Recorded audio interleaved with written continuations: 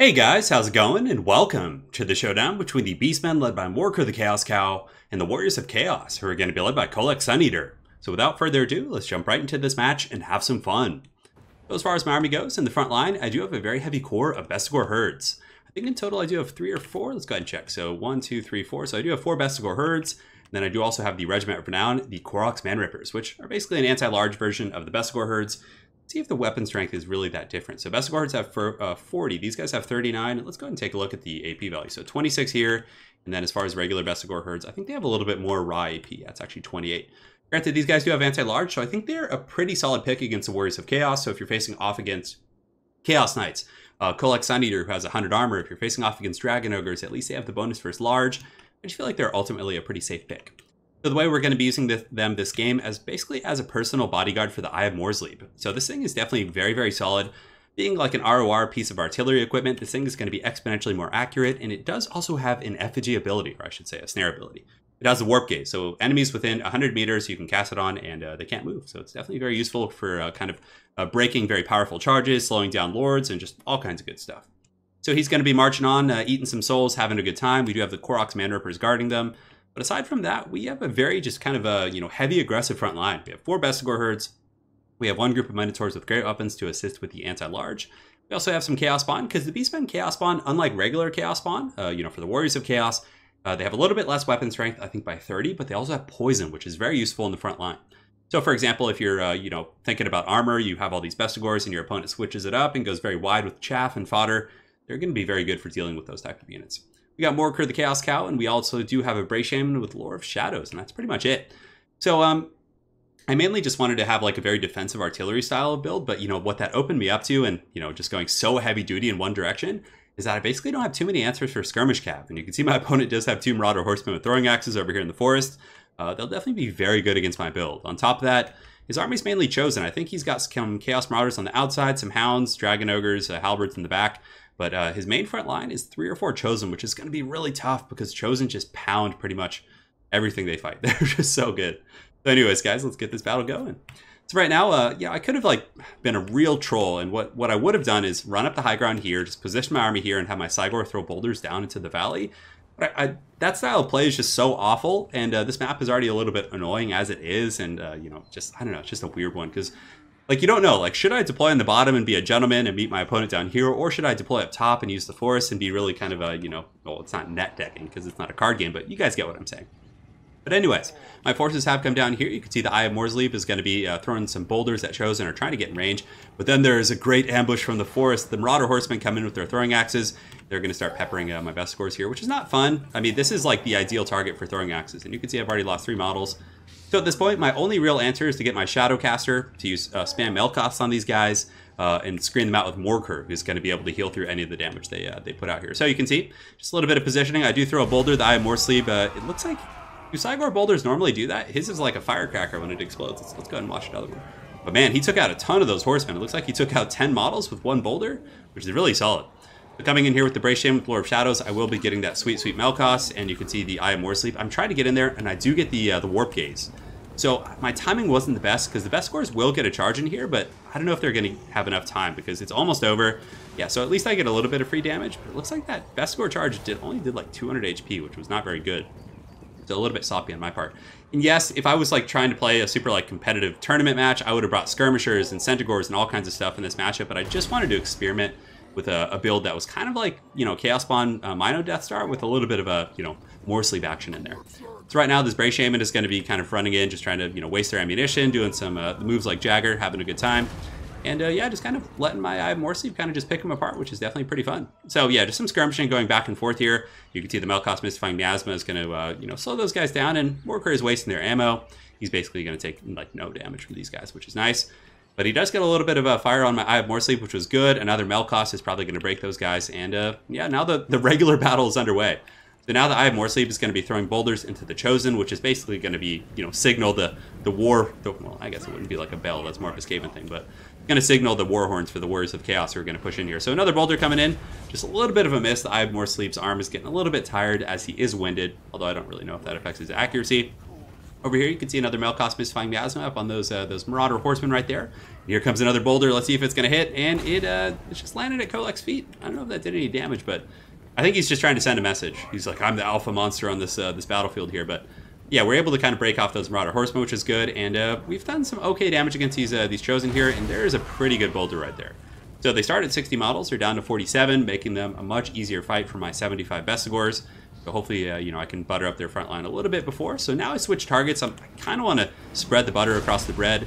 And you can see that's going to go right on top of those Chosen right there. Unfortunately, it only takes one out, and it looks like it doesn't do a whole lot of HP damage. So we are able to catch those Marauder Horsemen over here.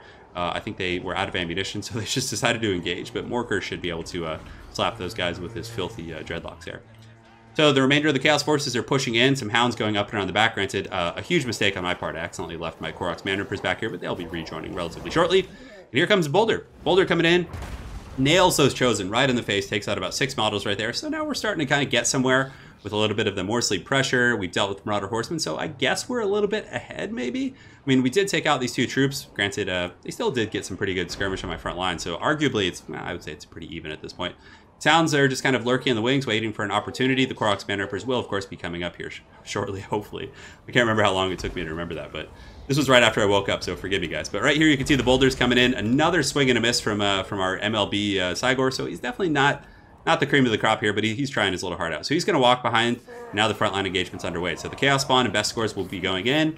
These Bestigors should have a pretty easy time with these Marauders right here. That is just a massacre. The charge bonus of Bestigors, you can see just melting a ton of Marauders right out of the gates. And very good stuff from my opponent, getting the Marauder Horsemen in the back to kind of shut down my Eye of More Sleep right there. And some of the Minotaurs with Great Weapons do push in, but I will be pulling them back shortly because there are Halberds here, and I was basically just trying to get a free charge. And you can see if you don't get them all out, sometimes the AI will pull you back in. But right here, you can see there's going to be a pendulum going down. So if we look up, you can see the cursed pendulum right on top of these Chosen. So I think my opponent might have scooted back a little bit. I'm not sure, but it does make pretty good contact. You can see about 500 damage against those Chosen. Yeah, rips right down the formation there, which is really good and tasty. And also, we did get the Chaos Spawn summoned. So one of those Marauders was able to summon up those Chaos Spawn, which are a little bit buggy right now. But in the back, these Chaos Spawn that I did summon are going to be fighting some of those very, very squishy dudes. So let's see, did I move the Koroks Man Rippers yet? I can't remember. Yeah, now they're coming up. So yeah, my backline hasn't been compromised yet. I was going to use them defensively anyway, so I wasn't really concerned about that. Bestigors here doing a very good job, able to kill the Chaos Warhounds as well as these Marauders in a bit of a 2-versus-1 situation. They're really paying for themselves there. But some of these guys have gotten through, the Dragon Ogres and all these guys and some Chaos Warriors, so he did overwhelm that flank pretty heavily. So I do use a Melkos Mystifying Miasma on them. He's buying a little bit of time, and the Eye of More Sleep is going to be fighting. Some Chaos Spawn have been pulled. And it looks like Kolek's popped the Star Crusher, so I think he's probably going to go crush some of these Bestigors here, having a good time. My summoned Chaos Spawn are starting to falter a little bit, and they have fallen to these Marauders, which is pretty interesting. I thought they do degenerate very quickly because they're summoned, and these ones, like, this was really weird. I kept trying to move them, but they were like bugged in a blob, and it cost me a lot because that's like a huge power spike, and now they basically just get surrounded for free. So man, I was really, really bummed about that. But the bounce power is in my favor, and now my CYGOR's safe. The Koroks Man Rippers are here. You can see another pendulum coming down and just kind of chipping away at those Chosen, which is a very, very tough fight. But the Koroks Man Rippers are in their element now. They're fighting Dragon Ogres, just all these relatively large units. And even though it doesn't look pretty, you can see the beasts are basically just flying everywhere. They're going to start cutting down some of these Dragon Ogres, no problem. So we look here, they have about 12 models, so hopefully they'll at least lose a couple here. And the CYGOR is just standing in the pocket like an NFL quarterback and just throwing boulders right at the face of those Dragon Ogres. So that's going well for me. As far as other troops go in the back, I do have some routing Bestigor herds, but for the most part, they'll all be coming back. Down here, I have some Minotaurs with great weapons who are going to be working on Kolek, so this is a pretty good engagement for me. You should be able to lay a smacking on this guy. And my bugged out Chaos Spawn are continuing to bug out and not do anything right here in this pocket.